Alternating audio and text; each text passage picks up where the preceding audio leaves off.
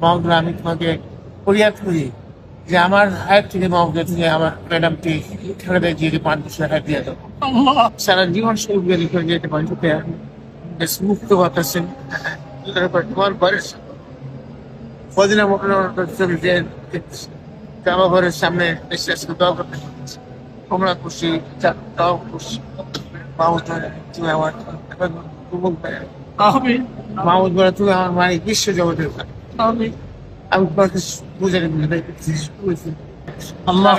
আমার মাহমুদ বলা দেশপ্রেমিক অনেক সাথে সাথে কাজ করতে সুযোগ আল্লাহ আমি কিছু দেশপ্রেমিকের অবস্থা প্লিজ ওনাকে উনি তো আমার তুমি জানো আমার যে কোনো সাথে আছে ওনাকে মাহমুদ বোনা আরোগ্য মাহমুদ বোনা আমি আজকে একটা নতুন জীবন পাইছি।